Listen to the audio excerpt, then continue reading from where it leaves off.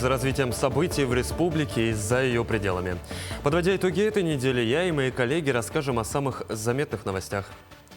В эфире программа «Якутия. День за днем». В студии Петр Васильев. Здравствуйте. Коротко о темах выпуска. В Пекине прошел третий международный форум «Один пояс, один путь», который собрал представителей 130 стран мира. Российскую делегацию возглавил президент страны Владимир Путин.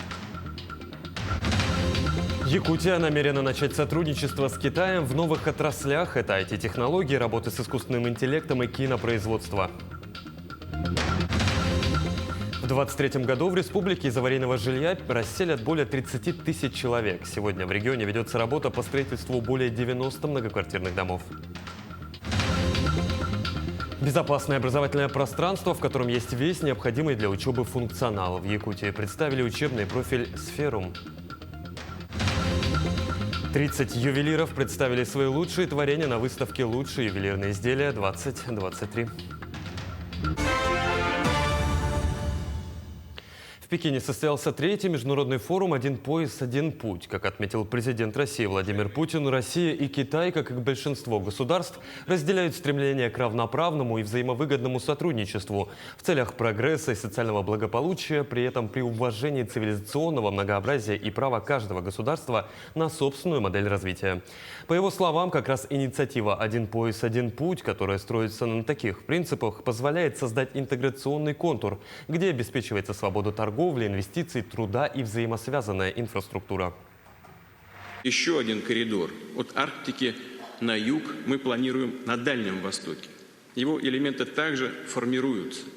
Это железнодорожная ветка от БАМа в Якутию, мосты через Лену, это огромные сибирские реки, через Лену и Амур, Тихоокеанская железная дорога, модернизация автомобильных трасс, создание глубоководных терминалов на восточном участке Северного морского пути. Все эти транспортные коридоры с севера на юг, в европейской части России, в Сибири, на Дальнем Востоке открывают возможность напрямую соединить, интегрировать Северный морской путь с крупными логистическими узлами на юге нашего континента, на побережье Индийского и Тихого океанов. В Российском фонде прямых инвестиций отметили значимые темпы увеличения грузооборота между Россией и Китаем по первому и единственному железнодорожному мосту. После открытия движения в ноябре 2022 года по мосту прошло более 550 составов, которые перевезли порядка 2,5 миллионов тонн грузов. Среднемесячный грузооборот по мосту между Россией и Китаем с момента запуска вырос более чем в 5 раз. По итогам минувшего года товарооборот между Россией и Китаем составил порядка 216 миллионов тонн и сохраняет тенденцию к росту. С учетом проектной мощности моста, его вклад в рост товарооборота между нашими странами может составить до 10%. Президент России Владимир Путин выступил на пресс-конференции по итогам переговоров с председателем КНР Си Цзиньпином. Беседа с китайским председателем длилась 3 часа. За это время лидеры обсудили много вопросов двусторонней повестки, отметил Путин. В частности, звучали темы экономики, финансов, политического взаимодействия и совместной работы на международных площадках. В нынешних непростых условиях особенно востребована тесная внешнеполитическая координация, что мы и делаем. И сегодня мы это все тоже обсудим. Все, в том числе двухсторонние наши отношения. Ну, прежде всего это. Сейчас вы только что упомянули о нашей планке, нашей задаче достичь 200 миллиардов товарооборота в текущем году. Вот если посмотреть год к году, мы вчера вечером проанализировали, от сегодняшнего дня, год назад, 200 миллиардов уже есть. А по календарному году эта планка тоже точно будет преодолена. Так что мы и в двустороннем плане двигаемся очень уверенно. Президент также отметил, что угрозы безопасности в мире укрепляют российско-китайские отношения. Путин привел цифры товарооборота между странами, которые, по его словам, реально впечатляют. Он напомнил, что в 2019 году была поставлена задача добиться 200 миллиардов долларов товарооборота к 2024 году. Такого объема страны добились уже сейчас с опережением графика, добавил президент. Вы посмотрите, что такое китайская инициатива «Один пояс, один путь». Это глобальная инициатива. Она касается практически всех регионов мира. Всех. и американского континента, и Африки, и Европы, и соседей по Азиатско-Тихоокеанскому региону, и России касается. А то, что называется евразийским партнерством, евразийским, это вот локально, это большое пространство. И для нас абсолютно приоритетное для России. Но это все-таки не имеет такого глобального характера, как китайская инициатива. Поэтому без всякого сомнения одно дополняет другое. Плану по превращению провинции Хайнань в зону свободной торговли 5 лет. Пилотный проект экономического развития на острове под названием Янпу привлекла инвесторов своей внешнеторговой политикой. 30% снижение пошлины на импортные товары. Подробности в материале наших коллег. Хайнаньская компания «Шандао» занимается поставками импортных продуктов. В конце августа она успешно провела таможенную очистку очередной партии товаров в хайнаньском порту Янпу. Импортную пошлину на ввезенную испанскую ветчину снизили на четверть после того, как в результате переработки ее добавленная стоимость увеличилась на 30%. Благодаря экономической политике провинции Хайнань стоимость этого продукта будет на 7-8% ниже, чем на материковой части Китая. Снижение импортных пошлин после обработки с добавленной стоимостью очень выгодно. Это позволяет нам не перекладывать издержки на потребителей, давая Шандао конкурентное преимущество на рынке. В середине сентября партия переработанной говядины весом 700 килограммов была доставлена в Шанхай и другие города из Хайкоу. Продукцию произвела компания «Хайнань Яньпу Шуньин» совместно с Тяньцзяо и Лутяо. Они также получили выгоду от хайнаньской внешнеторговой политики. Мы будем импортировать больше говядины и других продуктов из Бразилии и Аргентины, а затем перерабатывать здесь, чтобы воспользоваться тарифом в 12%. 9 компаний уже воспользовались преференциальной политикой порта Янпу. В будущем к ним примкнут другие, желающие получить выгоду от льгот. Льготы доступны для предприятий, занятых в пищевой промышленности, производстве новых материалов, ювелирных изделий. Мы сотрудничаем с таможенными и другими ведомствами, чтобы направлять и обслуживать все компании нашей зоны. С момента внедрения этой политики в Янпу в июле 2021 и до 30 июня этого года товары общей стоимостью в $460 миллионов США были освобождены от налогов на сумму в $42 миллиона США. Линь Ву, CGTN. Выручка от взаимных туристических поездок между Россией и Китаем может достигнуть $700 миллионов к концу 2023 года. Такой прогноз озвучил журналистам вице-премьер Дмитрий Чернышенко. Он также рассказал, что в настоящее время существует несколько векторов работы России и КНР в области туризма. Это безвизовые групповые поездки, оформление электронных виз, наращивание прямого авиасообщения и создание новых трансграничных маршрутов. Основным планом, по его словам, является дальнейшее наращивание турпотока из Китая в Россию. На это направлен целый ряд мероприятий. Например, заседание подкомиссии по сотрудничеству в области туризма Российско-Китайской комиссии по гуманитарному сотрудничеству, а также заседание рабочей группы по реализации программы создания экономического коридора Россия-Монголия-Китай. Глава Якутии в интервью медиакорпорации Китая обозначил перспективы сотрудничества с КНР и назвал республику интересной для китайских туристов. По его словам, рост туристического потока в регион создаст новую инфраструктуру и повысит уровень доходов якутян. По словам Айсена Николаева, Якутия является уникальным регионом, обладающим огромным туристическим потенциалом, который необходимо развивать. А наш туризм, он очень многогранен. Нет, наверное, такого другого региона в России, где можно и полюбоваться красотами и природой, испытать экстремальный туризм, когда на улице минус 60, минус 70 градусов, увидеть замечательные события, национальные праздники, огромные праздники, такие как летний праздник Исэх в Якутии.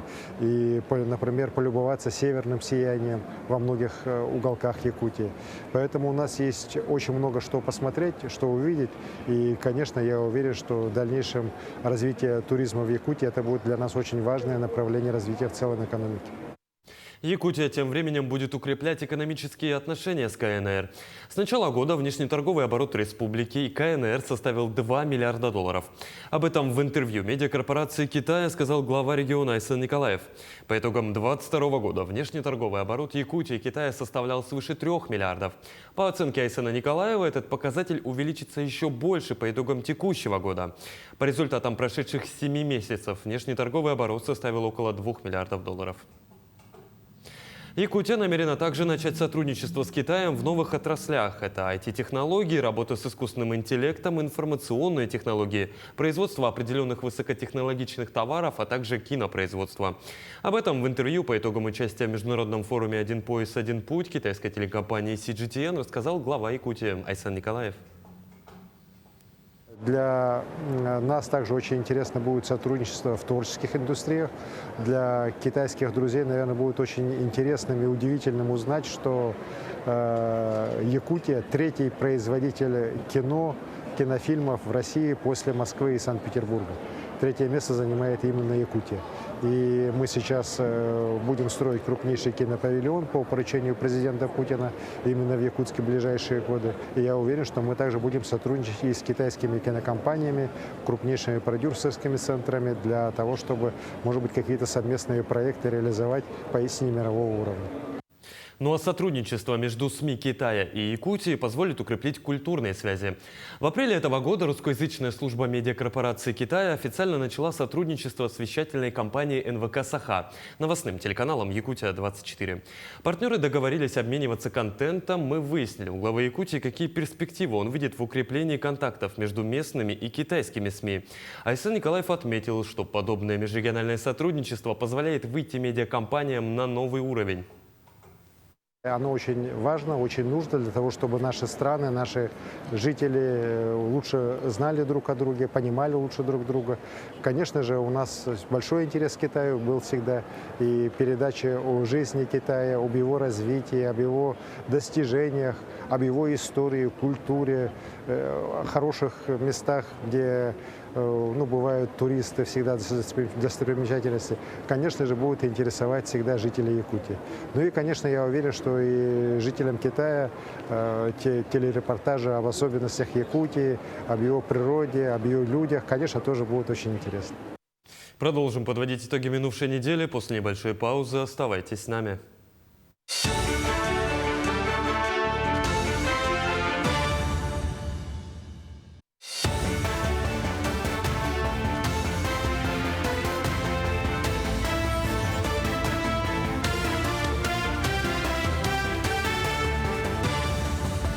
Это итоги недели, мы продолжаем. Около 18 тысяч гектаров земли в России вовлечены в проекты комплексного развития территории, что можно сравнить с программой реновации России.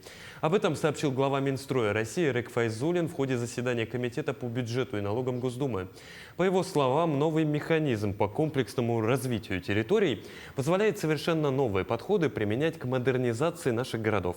Министр напомнил, что программу расселения жилья, признанного аварийным до 1 января 2017 года, уже завершили 14 регионов.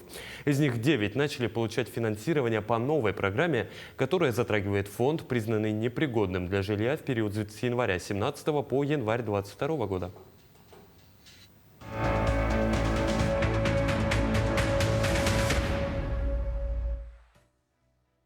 В 2023 году в Якутии из аварийного жилья расселят более 30 тысяч человек из 555 тысяч квадратных метров. На сегодняшний день ведется работа по строительству более 90 многоквартирных домов с расселяемой площадью более 100 тысяч квадратных метров. Пожалуйста, проходите. Здесь вот у нас постепенно стадии переезда, поэтому у нас здесь все. Очень просторная такая прихожая? Да, очень просторная прихожая, да. Еще раз, сколько у вас квадратов? 56, было у нас 52,9, стало 56,3. Нам квадраты как бы увеличили, очень даже хорошо. Жительница Якутска Людмила Павлова – одна из почти 3 десятков тысяч жителей Якутии, которые получили новые квартиры взамен аварийного жилья. Микрорайон Звездный в столице республики – место, которое стало новым домом для счастливчиков. Здесь по плану возведут сразу 66 многоквартирных домов для 11 тысяч человек. На сегодня в микрорайон уже переехали более 600 семей. Масштабные новоселья идут по всей России. Острая проблема аварийного жилья стала особо активно решаться в последние годы. Строительная отрасль, она очень крупный такой мультипликатор для всей экономики и демонстрирует очень хорошие показатели. Ну, достаточно сказать, что жилья мы столько вообще никогда не строили. Это самый большой, ну, вы знаете, это лучше, чем кто-либо. Самый лучший показатель за всю историю России. Активное переселение ведется во всех районах республики, включая районы арктической зоны. Здесь до конца следующего года построят 23 многоквартирных жилых дома. Работы не прекращаются и в зимнее время. Вот, например, в Среднеколымском, Верхнеколымском районах, в Анабарском районе введены дома. Также очень активно на сегодняшний день ведется строительство. Вот сейчас, когда установится автозимник, начнется также завоз материалов для следующих домов. Динамичное строительство и заселение проводится и в заречных районах республики. К примеру, квартальная застройка ведется в Чурапчинском Улусе. С 2019 года по программе переселения граждан из аварийного жилья расселено почти 2000 граждан. Построено 33 многоквартирных дома в 11 наслегах Улуса. За этими цифрами комфорт людей, о которых они могли только мечтать. Наша семья жила 2005 по 2019 года. В течение 15 лет мы жили в старом доме на первом этаже. Было холодно, и не было благоустройства, не было удобства. Жить в таких условиях было трудно. Благодаря этой программе наше село очень быстро и развивается, и улучшается. Мы, жители Чурапчинского Улуса, хотим выразить слова благодарности нашему государству, президенту Владимиру Владимировичу Путину и нашему правительству Республики Саха-Якутия за такую поддержку. Хотели бы дальше работала такая программа.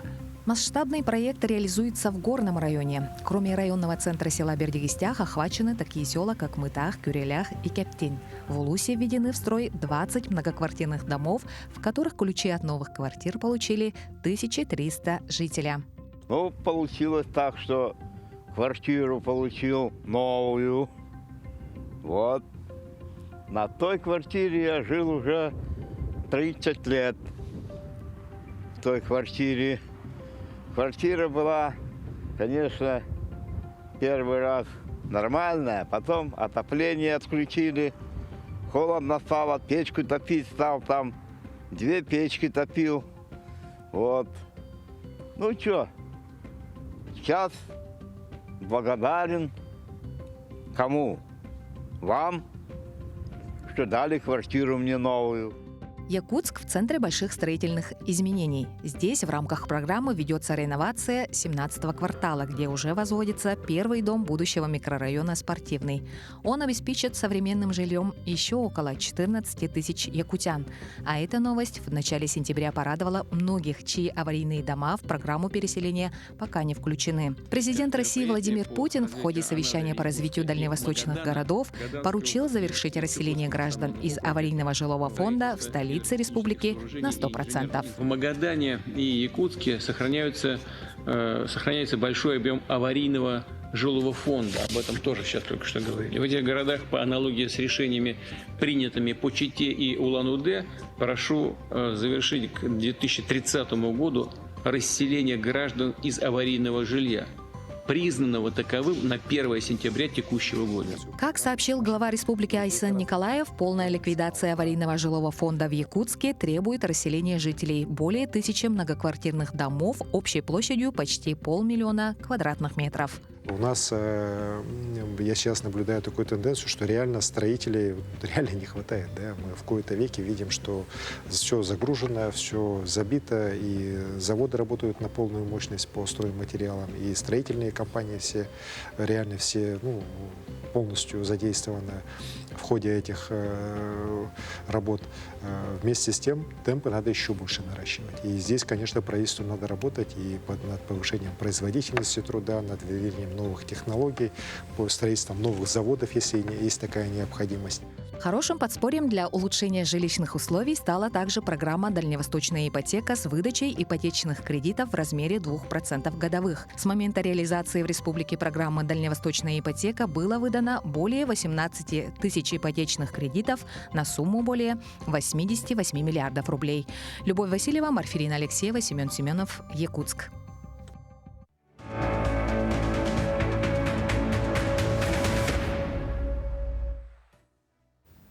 Строительство – одна из главных отраслей экономики. От ее работы во многом зависит будущее республики. На встрече с первым зампредом региона Дмитрием Садовником строители, подрядчики, проектировщики поделились с зампредом своими проблемами и видением того, как в республике должна развиваться отрасль.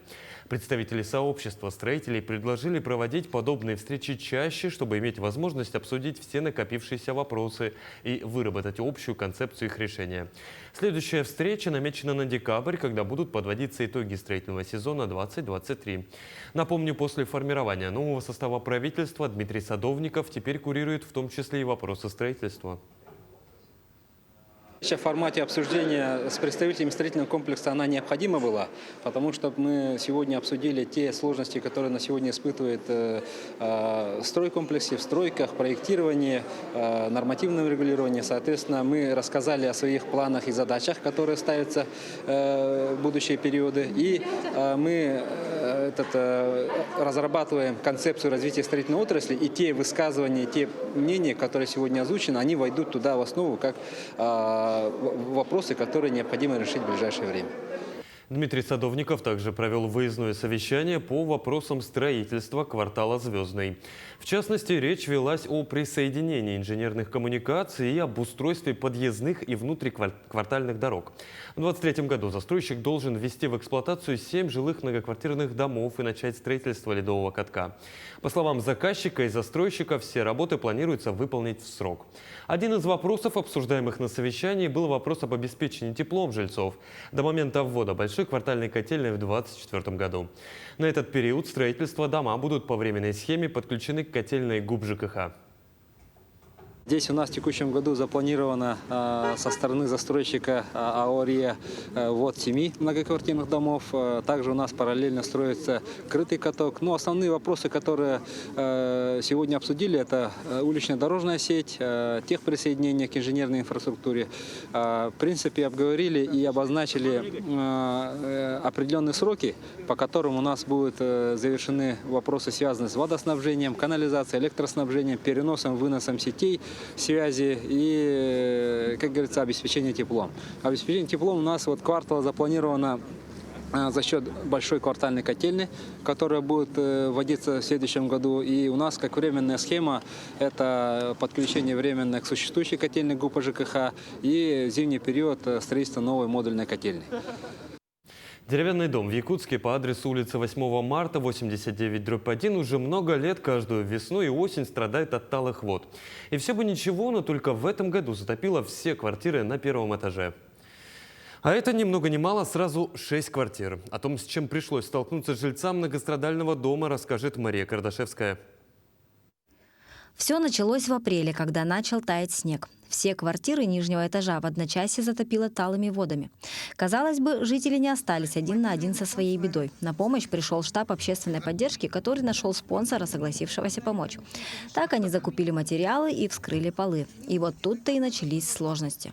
Вообще изначально был план такой, что вскроем полы, положим новые полы, гидроизолируем, теплоизолируем.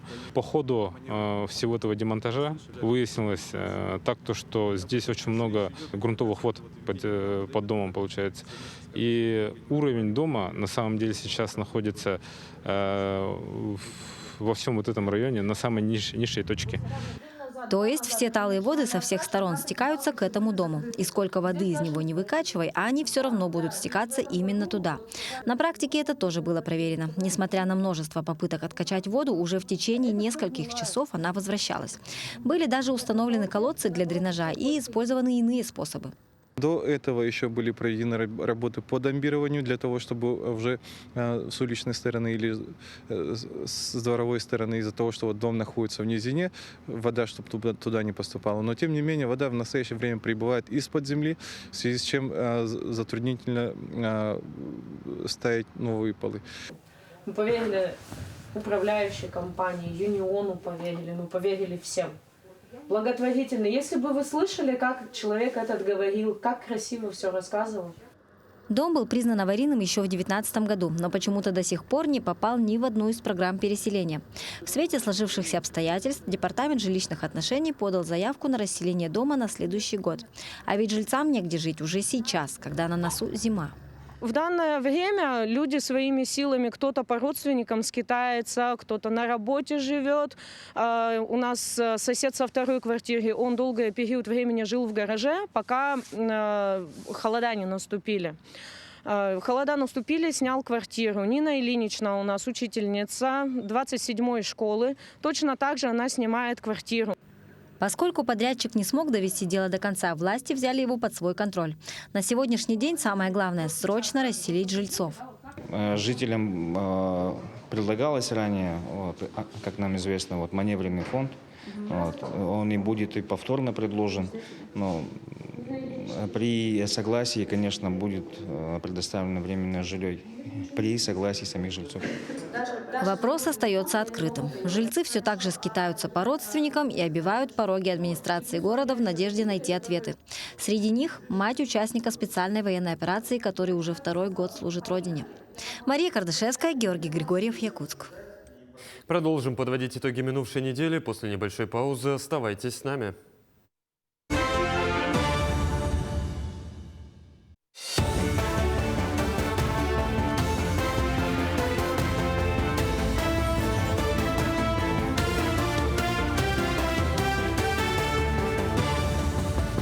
Это итоги недели, мы продолжаем. В Якутске, по данным на 17 октября, 3677 детей с начала сезона гриппа перенесли ОРВИ. Еще почти 1500 детей переболели другими сезонными заболеваниями. Коронавирусной инфекцией заболели 5 детей. В Якутске 27 классов, в 15 школах закрыты из-за высокой заболеваемости ОРВИ и гриппов. 797 школьников переведены на обучение с применением дистанционных технологий и электронного обучения. Также на карантин отправлены 607 детей из 19 групп в 14 государственных детских садах. Напомню, Роспотребнадзор предписал школам уходить на карантин при отсутствии 20% учеников. Осень – это время, когда необходимо принять меры по защите себя и своих близких перед предстоящим эпидемиологическим подъемом заболеваемости гриппом и ОРВИ. Прививочная кампания в Нерюнгринском районе продолжается. Все подробности в нашем следующем материале.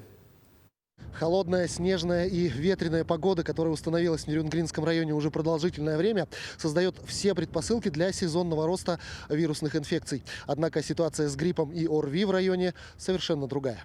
Ситуация на территории нашего района характеризуется снижением заболеваемости респираторными инфекциями в среднем на 25% по всем возрастным категориям. И на текущий момент заболеваемость ниже эпидпорогов до минус 15%. Что говорит о благоприятном влиянии тех неспецифических профилактических мероприятий, которые проводятся на территории нашего района, в первую очередь в образовательных учреждениях, медицинских структурах и иных организациях различных форм собственности. По заболеваемости можно сказать, что вирус гриппа на территории района также не регистрируется, и заболеваемость у нас в среднем сейчас составляет 350-360 случаев в неделю, что, в общем-то, составило до минус 20% по сравнению с предыдущей неделей. Тем не менее, в Нерюнгринском районе продолжается прививочная кампания. На текущий момент вакцину от гриппа получили уже около 7 тысяч детей и чуть больше 10 тысяч взрослых. Вакцинация проводится по городу, по всему району, в поселках. Проводится выездная вакцинация по организациям. Также проводится вакцинация маломобильных граждан на дому. Также открыто 2 пункта вакцинации. Это в поликлинике для взрослых и здесь, в поликлинике профосмотров, пункт вакцинации от гриппа. Желающих в этом году немного. В прошлые года было больше. На данный момент по району привито 33,6% населения всего лишь. Вакцинация необходима для иммунологической прослойки. Так как осенью снижается иммунитет, люди начинают болеть. Вакцина – это единственный метод защитить себя от вируса гриппа и ОРВИ. Следует помнить, что грипп – это высокозаразное вирусное заболевание с возможностью тяжелых осложнений. Грипп очень легко передается от человека к человеку воздушно-капельным путем. Больной человек даже с легкой формой гриппа представляет опасность для окружающих в течение всего периода проявления симптомов. Я только что сделал прививку от гриппа. Я делаю каждый год ее. Потому что, чтобы не болеть, делаю прививку. Ну и вообще предлагаю людям делать ее, прививку, чтобы не болеть. Все врачи отмечают важность регулярности вакцинаций. Ежегодное проведение прививок объясняется постоянной изменчивостью вирусов гриппа. В связи с этим и состав вакцин обновляется. Также в Нерюнгринском районе в этом году запланирован ряд дополнительных мер для сдерживания сезонных инфекционных заболеваний. Мы будем добиваться все-таки максимальной вакцинации 100% от всех лиц, подлежащих обязательной вакцинации. Плюс к этому будет решаться вопрос о необходимой вакцинации работников промышленных предприятий. Ну и пока контрольным сроком по достижению этих параметров у нас остается 1 ноября по нашему району, ну и далее будем смотреть по ситуации. Специалисты напоминают, что даже если человек заразился, то полученная заранее прививка позволит перенести заболевание легче и избежать серьезных осложнений. Иван Лазаренко, Вадим Барашков, Нерюнгри, Якутия, день за днем. Для организации безопасного дистанционного образовательного процесса ведется активная работа по внедрению информационно-коммуникационной платформы «Сферум». В Якутию с рабочей поездкой приехал представитель платформы по видеосвязи. Эксперт рассказал преподавателям образовательных учреждений, а также родителям о принципах работы сервиса. Разработка «Сферум» является полностью российской. Все данные обрабатываются и хранятся на защищенных серверах на территории страны. Сервис позволяет создавать чаты, запускать групповые индивидуальные звонки, обмениваться файлами, создавать опросы и переходить в электронный журнал и дневник. Есть очень холодные периоды, когда, к сожалению, у нас бывает дистанционное обучение. И вот платформа «Сферум» как раз разработана для системы образования с точки зрения вот как раз дистанционного образования. Родители столкнулись с тем, что приходилось устанавливать по 3-4 системы ВКС и сидеть и думать, в какой сегодня у нас будет урок. Сейчас очень часто мы сталкиваемся с тем, что в зарубежных мессенджерах, там WhatsApp, Telegram, есть рекламные рассылки. То есть как мы можем быть уверены за детей, что вот они не получат не запрещенный контент. В Ленске начал работу комбинат школьного питания. Создан он был на базе городского молокозавода 1,5 месяца назад. Теперь все ученики школ будут питаться по меню, представленному теперь уже единственным, а главное муниципальным поставщиком. С новым школьным меню знакомилась и Светлана Балеева. С самого утра на производственной базе молокозавода сегодня это одновременный комбинат школьного питания «Работа кипит». Объем выпускаемой продукции в связи с открытием нового направления увеличился в разы. Ежедневно здесь производится более 2500 мясных биточков и котлет, выпускается хлебобулочная продукция и кондитерские изделия. Мы доставляем в школу полуфабрикаты. Это биточки куриные, котлеты куриные, тефтели, мясные тефтели, потом котлеты мясные и рыбные котлеты. В школу мы еще отправляем булочки, кондитерские изделия, кексы, зефир делаем, очень вкусный. К открытию муниципального школьного комбината, рассказывает исполняющий обязанности главы района Александр Черепанов, шли давно. Ленский район стал первым в республике, кто внедрил пилотный проект в жизнь.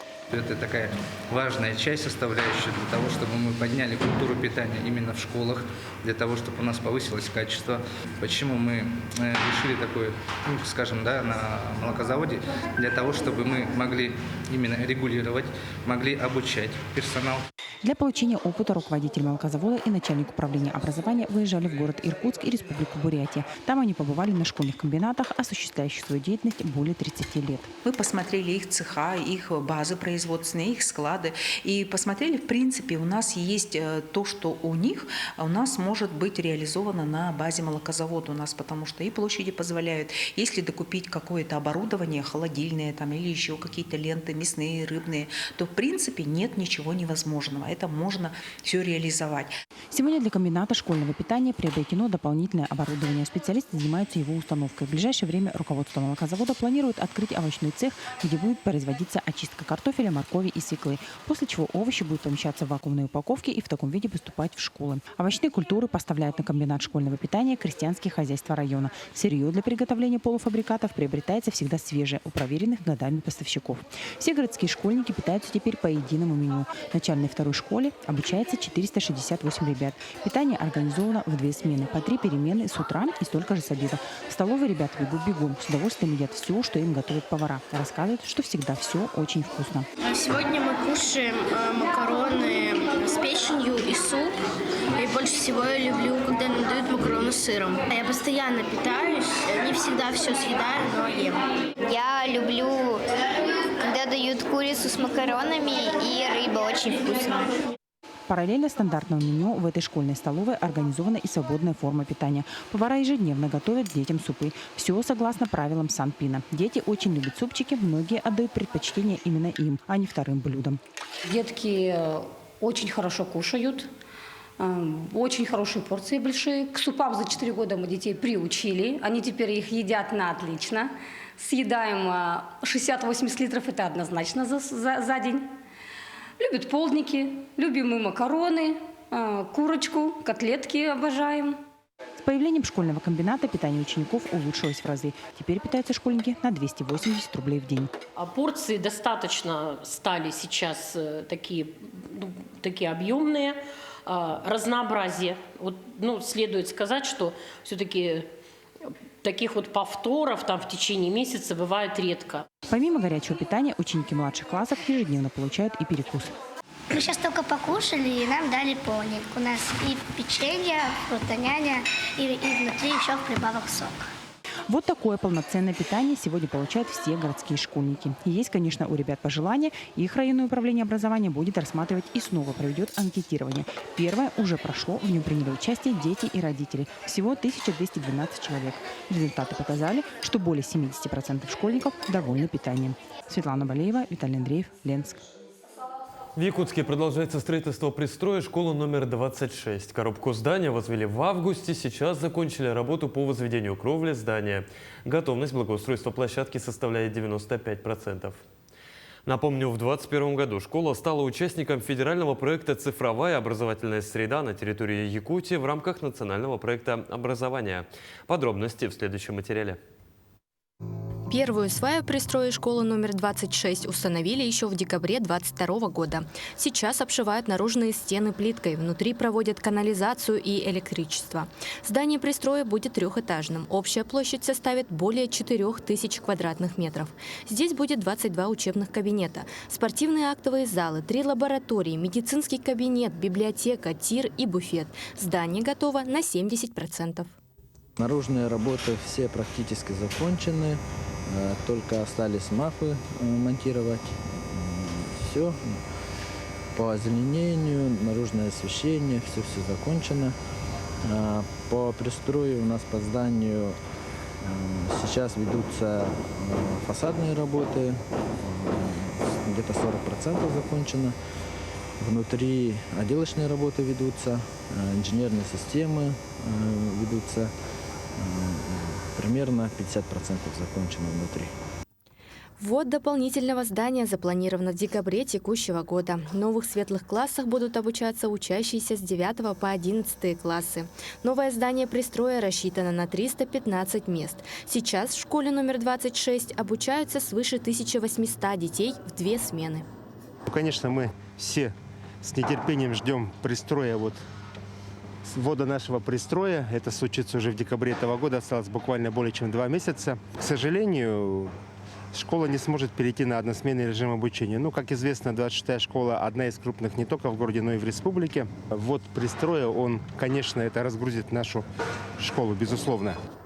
Также планируется открытие Центра детских инициатив, группы продленного дня, подготовки для первых классов, курсов по повышению качества обучения для старшеклассников. До сих пор наши помещения не позволяли школе, нехватка помещений не позволяла этим заниматься.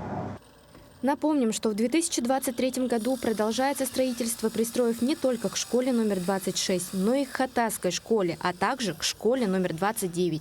Безусловно, строительство пристроев поспособствует созданию новых мест, повышению качества образования и по возможности ликвидации второй смены. Даяна Федорова, Георгий Григорьев, Якутск.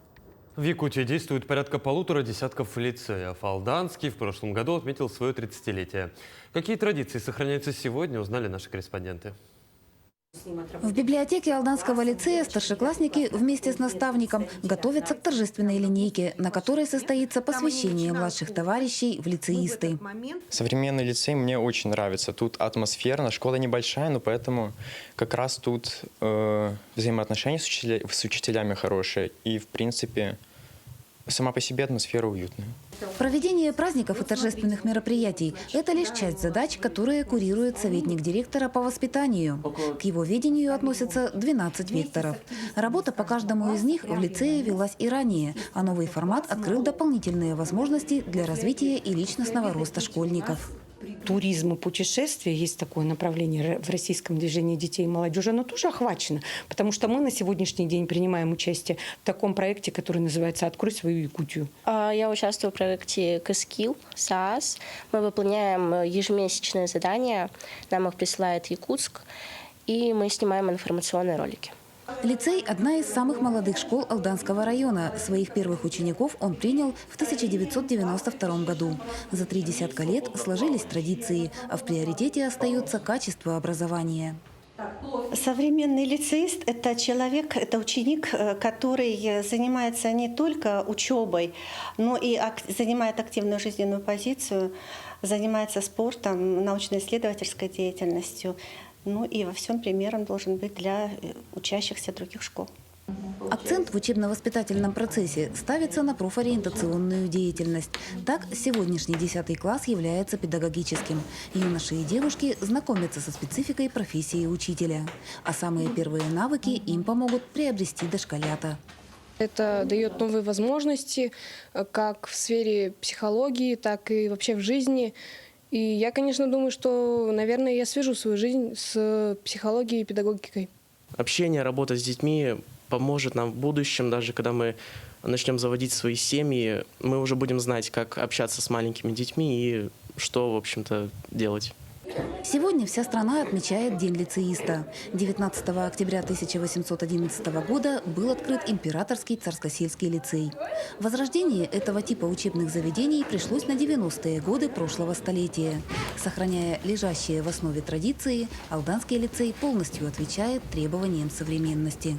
Татьяна Вахнина, Сергей Шипачев, Александр Лукин, Алдан. Продолжим подводить итоги минувшей недели. После небольшой паузы оставайтесь с нами.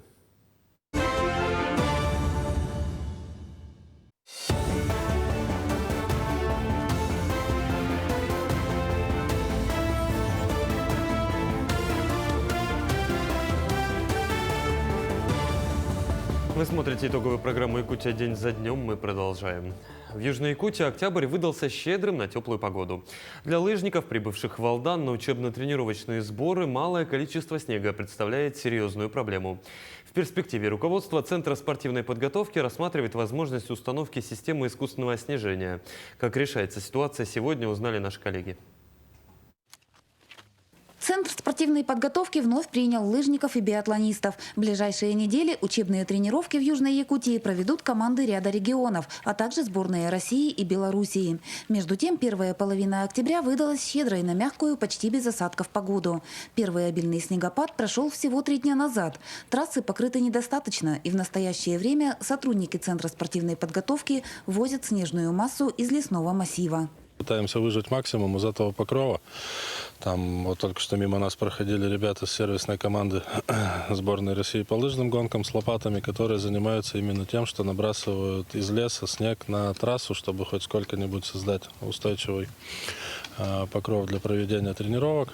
Учебно-тренировочные сборы для спортсменов чрезвычайно важны. После лета организм адаптируется к новым нагрузкам. Таким образом, в период вкатки закладывается физический актив на предстоящий сезон.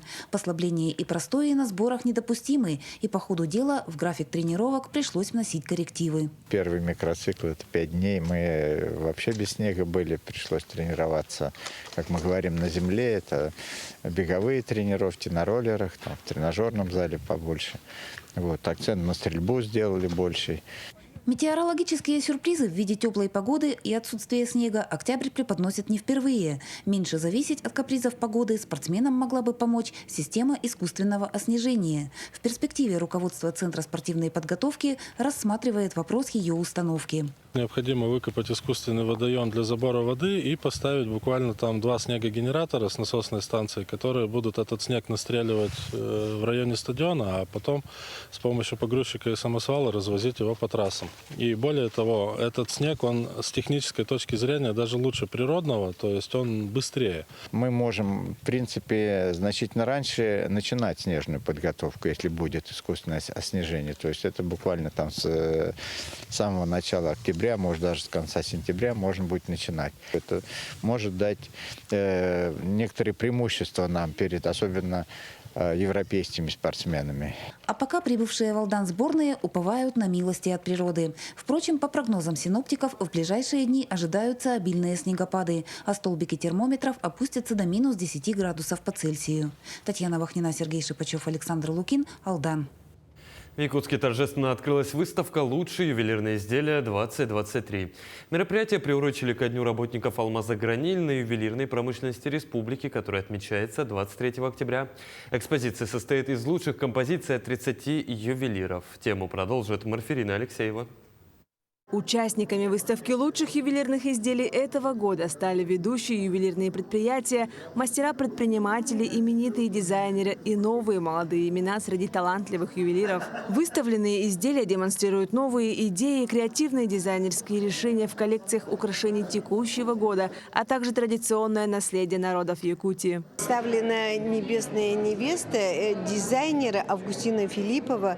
Это мы работали над ней, конечно, очень немалое время, и Августина Филиппова, у нее целая легенда этого костюма «Небесной невесты», что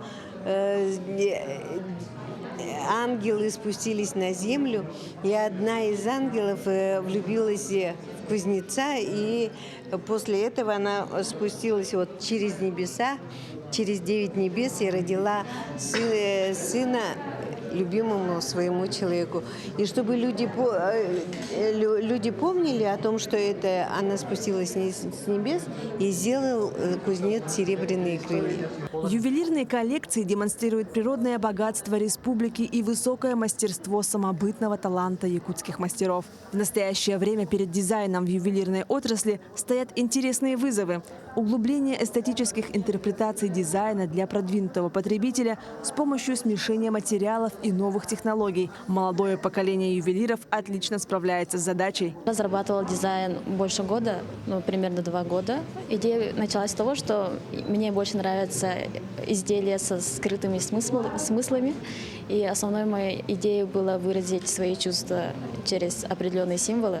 Основной смысл изделия в том, что человек, как цветок, раскрывается, когда счастлив, и увядает, когда одинок. Ювелирно-гранильная отрасль имеет большое значение для развития экономики республики. Поэтому в течение нескольких дней в сокровищнице Якутии пройдет ряд мероприятий, посвященных достижениям этой отрасли. Это авторские мастер-классы по изготовлению национальных украшений, лекции о значениях ювелирных украшений, а также круглый стол о ювелирной отрасли Якутии. Марферина Алексеева, Алексей Степанов, Георгий Григорьев, Якутск. Под их ногами плавился паркет в Москве. Прошли 29-е всероссийские соревнования по танцевальному спорту. Более 1000 пар со всей страны выясняли, кто же лучший в хореографии, гибкости и изяществе. Республику представили сразу 5 танцевальных пар из Ленска и Якутска. С якутянами и их выступлениями нас познакомит Айсена Бурнашова. Поддержка мамы за кулисами. Ручку. Держи. Поцелуй на удачу. И сын готов выйти на паркет. Волнуюсь, переживаю. Волнуетесь даже больше, чем сын? Да. Саше всего 11, и большую часть жизни он в танцах. Юный кавалер и даму в вальсе с легкостью закружит и за техникой проследит. Важны руки, ноги и бедра. Бедрами ты подаешь сигнал в руки и руками управляешь партнершей. И она понимает и идет на это движение. Утонченные и невесомые, нежные и такие изящные. Пара из Ленска порхала и в медленном вальсе, кружила и в чувственном танго. Больше всего нравится спортивный танцевальный, потому что тут все энергично, отлично, классно. Недетские страсти кипели в категории постарше. Юниоры и юниорки танцевали так, что перья летели.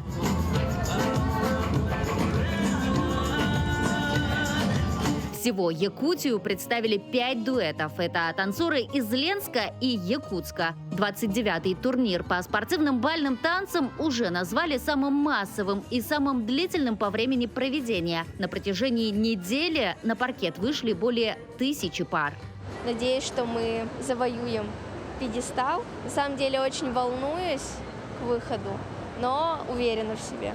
Мирослава Мазанова и ее напарник Арлхан Данилов – одни из самых успешных дуэтов Якутии, лидеры сборной команды республики. Кажется, румба, самбо, танго даются им на раз и два. С такой же легкостью они кружились и под фокстрот, дотанцевали до топовой десятки победителей. Вместе с ними на пьедестал вышли Марк Киселев и Екатерина Карпова из Ленска. У дуэта 3-е место. А также Тимофей Проводин и Анита Федорова из Якутска. 15-е место. Для якутян этот турнир стал не просто показательным, но и стартовым для подготовки к 8-м международным спортивным играм «Дети Азии». Выступления наших танцоров здесь во многом определили их выступления в Якутске. В следующем году в нашей республике будут проходить 8-е международные игры «Дети Азии» для наших спортсменов. Для Арлхана Данилова, Миланы Мазановой, Аниты Федоровой и для Тимофея Проводина. Это такой стартовый турнир, подготовительный турнир к нашим международным играм. Айсена Бурнашова, Виктор Олесов, Москва. Такой запомнится минувшая неделя глазами наших корреспондентов. Вы смотрели итоговую программу «Якутия. День за днем». Мы и дальше продолжим следить за развитием событий в республике и за ее пределами. Ну а я с вами прощаюсь. Всего доброго.